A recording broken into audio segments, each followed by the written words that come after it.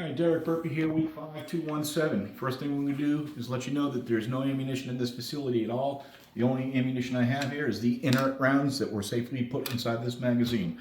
First thing we're going to do is conduct a function check. Before that, I'm going to clear it. Hold the shotgun hand in the rear, ensure the weapon's unsafe. Look at the barrel, barrel chamber, barrel extension. Nothing's in there. Going to go ahead and ride the bolt forward. Attempt to fire, does not fire. Put it to semi. Fire, it does fire. Pull the shotgun hand to the rear, holding the trigger to the rear. Release it, and then release the trigger here, an audible click of the disconnector. Click, click. All right. Pull the shotgun hand to the rear again. Ride the bolt forward. Pull the trigger. Trigger hold. One more time. Release and squeeze. Function check's done with dry. Now I'm going to do it with ammo. First thing I do, again, clear it. Make sure it's on safe.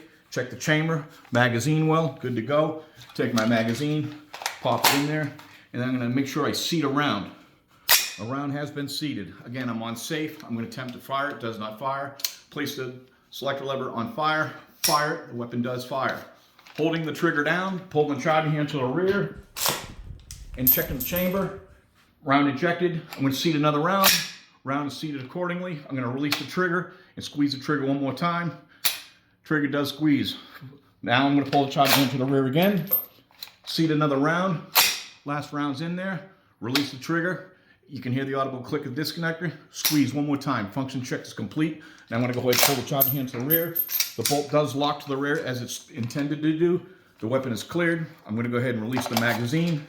Inspect the magazine well one more time. Good to go. Place the select lever on safe. Ride the bolt forward.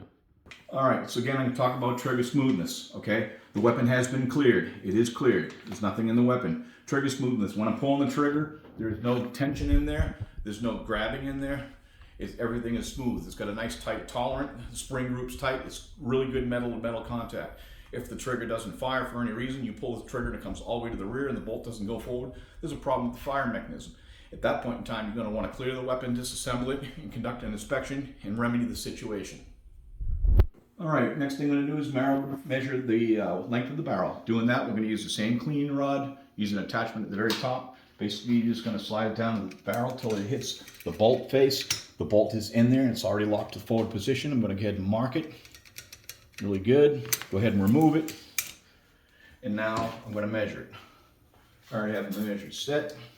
So I'm looking currently at 18 inches. 18 inches from mark to the tip. All right, we're going to measure twist rate of the rifle inside the barrel. To do that, we're going to use the same cleaning rod with a patch attached to the top and a piece of tape. When we insert it, we're going to make sure it's at the 12 o'clock position. And we're going to put it in there. Again, we're going to make sure it's at the 12. And we want to do is completely push it forward till it does 101 360-degree turn. And then we're going to go ahead and mark it. Back at the 12 o'clock position. Right there. Pull it out. And measure it. And we're looking at roughly 12 inches. We get a 1 in 12 twist. All right, next thing we're going to do is check headspace. For checking headspace, you got to completely disassemble the bolt. Make sure there's nothing in the bolt. Seat it back inside the bolt carrier. You're going to want to head and get it started inside the channel. All right.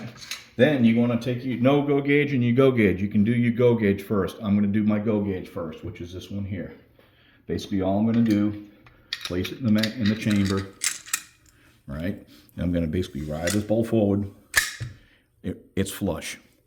The headspace is good for it so far. Oh, it's a pain in the butt getting enough, but we'll get it. All right. All right. Now just go ahead and let the go gauge fall out.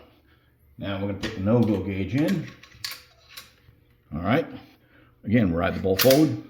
Doesn't go forward. All right. That way in there, the headspace is correct. The no go gauge indicates it's not supposed to go forward and it doesn't. So we're good. All right, part 6, final part, we're going to check the firing pin protrusion. To do that, you're going to need a caliper, Z out your caliper. You're going to take your fire protrusion gauge, and you're going to make sure it's flush on that end right there. All right, and what you're going to do is you're going to measure it. All right. I got 0.6330. 0.6330. Now, what I'm going to do is I'm going to take my firing pin, put it inside the bolt, Make sure it stays in the bolt. And I'm going to loosen up this fire and pin protrusion gauge. And what I'm going to do is I'm going to go ahead and set it on the firing pin with the firing pin exposed.